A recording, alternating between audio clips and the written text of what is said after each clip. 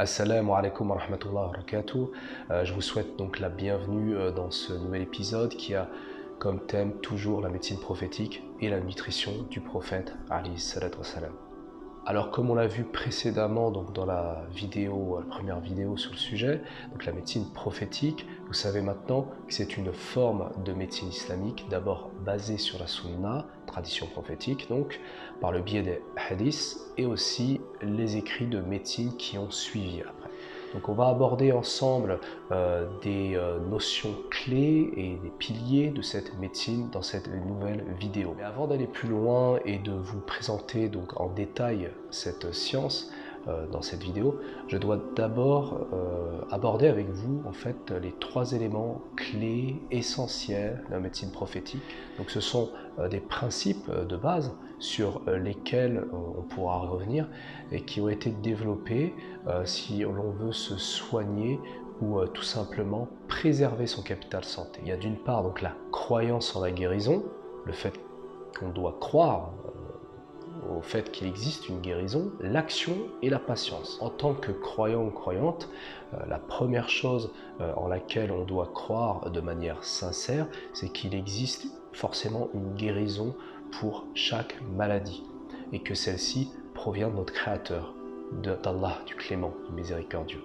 Et on doit aussi croire que celle-ci viendra de par sa grâce et s'en remettre pleinement à lui, donc faire son tawakkul, ce qu'on appelle la notion de tawakkul. On doit aussi bien évidemment rester le plus optimiste possible, garder espoir et se rappeler que dans chaque mal, il y a aussi un bien, que dans l'épreuve, il y a toujours un bénéfice à en tirer. Donc une leçon à retenir pour mieux aller de l'avant, Inch'Allah. Alors après la croyance en la guérison vient l'action. C'est la deuxième étape clé pour cheminer vers la guérison, car l'espoir et l'optimisme c'est une chose, c'est primordial d'ailleurs, mais cela ne fait pas tout et agir en cherchant tous les moyens nécessaires qu'on a à portée de main pour se soigner ou aller mieux, c'est très important. Par exemple, chercher un traitement adapté à sa maladie ou son problème, cela en fait vraiment partie. Donc souvenez-vous aussi du hadith de cet homme que j'aime beaucoup,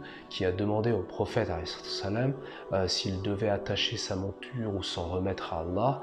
Le prophète lui avait tout simplement répondu « Attache-la et place ta confiance en Allah ».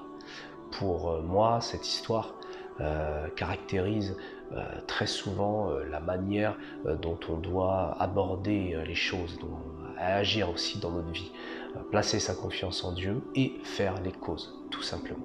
Enfin vient la patience. Après la croyance en la guérison et l'action vient la patience, as-sabr. Comme tu le sais, comme vous le savez, la patience doit vraiment faire partie de la vie du croyant, de la croyante. C'est une notion qui revient fréquemment dans le Coran, dans le Hadith, dans Surat An-Nahl, les abeilles par exemple, verset 127. Allah subhanahu wa ta'ala dit « Endure, ton endurance ne viendra qu'avec l'aide d'Allah ». Ceci nous démontre que lorsque nous sommes touchés par la maladie, une douleur, même une épreuve de manière générale, la patience est de mise et on doit vraiment, elle doit vraiment nous accompagner en fait dans notre cheminement. Donc, alhamdoulilah, ce petit rappel fait, nous allons maintenant pouvoir passer à la suite et rentrer dans le vif du sujet. Alors pourquoi aujourd'hui vous parlez de médecine ou d'alimentation prophétique? Tout simplement parce que le musulman, la musulmane, à travers le messager d'Allah, son prophète, c'est un véritable exemple en matière de comportement et de mode de vie au quotidien, y compris d'hygiène de vie, donc d'alimentation, de nutrition. Bien souvent d'ailleurs, c'est un sujet qui malheureusement manque un petit peu de considération dans la communauté musulmane. Beaucoup ne s'alimentent pas comme il le faudrait et ce qui peut hélas provoquer certains phénomènes, certaines maladies. L'obésité, le diabète, le cholestérol, etc. C'est des choses qui malheureusement sont coutumes dans la communauté musulmane en France et d'ailleurs. Et on le sait, dans notre croyance, l'hygiène de vie, l'alimentation sont des choses qui peuvent directement influer sur notre état spirituel. Il y a quelquefois même des liens de cause à effet. L'importance d'une bonne alimentation est d'ailleurs soulignée plusieurs fois dans le Coran, Surat Al-Maïda, verset 3, où Allah dit tous les bons aliments vous sont permis. On a aussi Surat Al-A'raf, verset 31, ô fils d'Adam, revêtez vos plus beaux habits au moment de chaque prière, mangez et buvez et évitez les excès. Allah n'aime pas les excès. Après donc l'explication de ce verset, il résumerait l'ensemble de la médecine prophétique à lui seul. Donc on a plusieurs injonctions. On a aussi une injonction dans ce verset qui concerne donc la prière, la salat, donc un pilier de l'islam, et l'injonction qui concerne la manière de nous alimenter, donc notre hygiène de vie, en nous mettant d'ailleurs en garde contre une chose vraiment un fléau aujourd'hui, dans et en dehors de la communauté bien sûr, donc le gaspillage. On a aussi toute une série de conseils à travers la parole du prophète, alayhi salatu wassalam, dans les hadiths, plein d'exemples sur l'hygiène de vie, l'hygiène à avoir en matière d'alimentation, de l'attitude à adopter, de la bienséance à avoir à table, du comportement à avoir dans notre manière de manger, de boire. Voilà, donc on a toute une série en fait de conseils sur le comportement alimentaire à adopter en tant que musulman, musulmane au quotidien. On sait par exemple qu'aujourd'hui beaucoup de pathologies peuvent être causées par notre alimentation, une mauvaise alimentation. On a l'auteur Ibn al-Qayyim qui d'ailleurs a décrit cela en disant que ça pouvait être le fait d'introduire dans notre corps une nourriture avant la digestion de la précédente, par exemple, quand on mange trop souvent, fait des repas trop rapprochés, ou parce que nous dépassons les quantités qui sont recommandées, donc on mange en excès, ou bien parce que aussi on consomme des aliments qui sont finalement peu utiles à notre organisme et digérés aussi trop lentement. La digestion est lente, donc ça fait beaucoup travailler, ça fatigue le corps. Ou aussi parce que nous consommons trop de types d'aliments différents, d'origines différentes, diverses, variées, qui ne sont pas forcément compatibles les uns avec les autres. En médecine prophétique, on sait aussi que l'estomac peut être le siège de la maladie. C'est par là que beaucoup de maladies peuvent entrer, et que ce soit à l'époque du prophète ou même à travers les médecines ancestrales, le premier moyen qu'on avait pour faire guérir, soigner une personne, c'était son alimentation.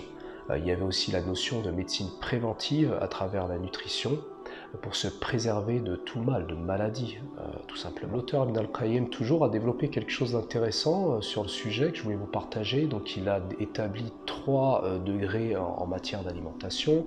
Donc on a le degré du besoin, le degré de la suffisance et le degré de l'excès. Celui de l'excès engendre la corruption du cœur, la paresse des organes face aux actes d'obéissance et leur penchant vers les désirs qu'implique la satiété.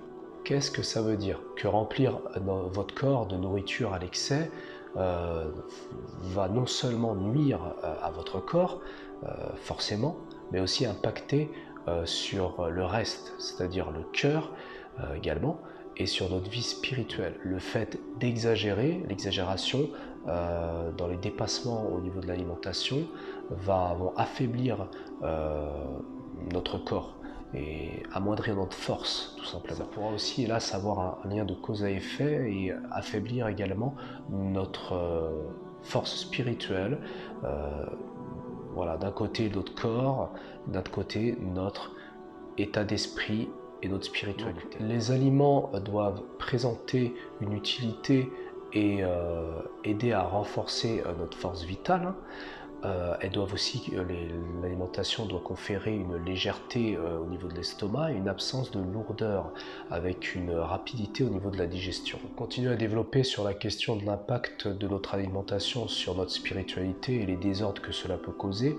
On le voit à travers certains hadiths, notamment celui rapporté par Aïcha radhiyallahu anha, qui a dit que la première crise qui touchait une communauté après la mort de son prophète était la satiété. Chaque fois qu'un peuple a le ventre plein, les corps deviennent gras, les cœurs s'affaiblissent et les désirs prennent le dessus. Les passions et les désirs prennent le dessus. On a également Omar ibn al-Khattab qui a dit que maîtrisez votre ventre car c'est lui qui ruine le corps, qui engendre les maladies qui fait négliger la prière. Ici vraiment on nous enjoint à nous éduquer et aussi à nous réformer, à faire attention, puisqu'on parle de maîtrise en termes d'alimentation. Il y a une relation quand même entre l'alimentation et la spiritualité. Alors ce que certains auteurs ont développé nous ont expliqué qu'en fait plus le fils d'Adam s'éloigne des injonctions divines et des ordres des messagers divins, plus en fait il leur allait être envoyé des maladies dans leur nourriture, dans leur eau, dans leurs plantes, même dans leurs animaux. Et c'est ce que l'on voit à l'heure actuelle, à notre époque, où de plus en plus de maladies naissent, donc les maladies moderne, dite moderne, modernisation. C'est ce qui se passe lorsque l'intérêt, bien souvent financier, prime en privilégiant la quantité au détriment de la qualité de l'alimentation, malheureusement. Par exemple, depuis la Seconde Guerre mondiale, on l'a vu, avec l'expansion de l'industrie, de l'industrialisation agroalimentaire, le fait de raffiner par exemple un céréal, donc de le couper, de lui retirer son enveloppe, on retrouve ça dans les céréales, donc tout simplement pour pouvoir obtenir un temps de conservation plus long. Ça fait que l'être humain développe certaines maladies, présente une baisse au niveau immunitaire, au niveau de son immunité, ses protections, ses défenses, une augmentation aussi de son stress oxydatif. C'est-à-dire que nos cellules ne sont plus réellement protégées, vont s'abîmer, s'endommager et favoriser tout ce qui est inflammatoire. La même chose au niveau de la pasteurisation des produits laitiers par exemple. Le fait de chauffer, surchauffer pour pouvoir donc les conserver plus longuement, ça aussi ça va modifier notre capacité à digérer les produits laitiers, modifier aussi la qualité de notre flore intestinale, notre microbiote. Le raffinage des huiles aussi, le fait de faire chauffer les huiles à trop de haute température pour pouvoir extraire un maximum du produit, le fait donc de chauffer trop ces huiles, ça a pu donner des maladies de dépression ou psychique. Ça a explosé aussi. Donc on l'a bien vu, donc l'homme finalement a lui-même amoindri la qualité de sa nourriture et l'a corrompu finalement. Je pense qu'en tant que musulmane et humain, de manière large, on doit vraiment revoir notre modèle alimentaire, notre façon de consommer, repenser comment consommer. Déjà, il y a quelques petites pistes de travail à faire. Donc, c'est par exemple tout simplement privilégier ce qu'on appelle les circuits courts, tout simplement en consommant des produits plutôt locaux qu'on a autour de nous ou régionaux. Le fait de consommer des produits, des fruits et légumes de saison. Voilà.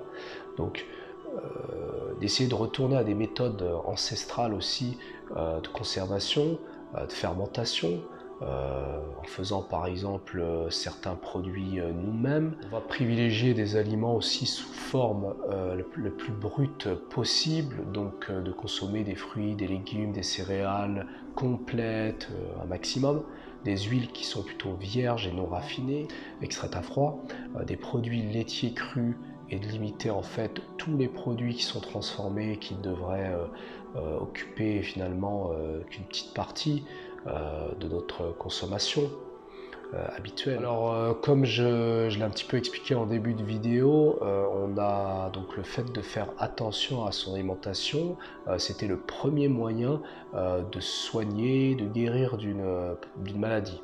Au-delà de ça, normalement en tant que musulman, on devrait aussi rechercher à comment faire pour préserver son capital santé et éviter de tomber malade justement avant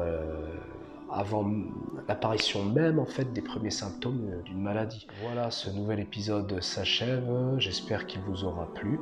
N'hésitez pas à vous abonner à la chaîne Ajib et à laisser un pouce bleu, un commentaire s'il y a des sujets que vous aimeriez que j'aborde. Et d'ici là, prenez soin de vous. Allah hafidkoum. Salam alaikum wa rahmatullah.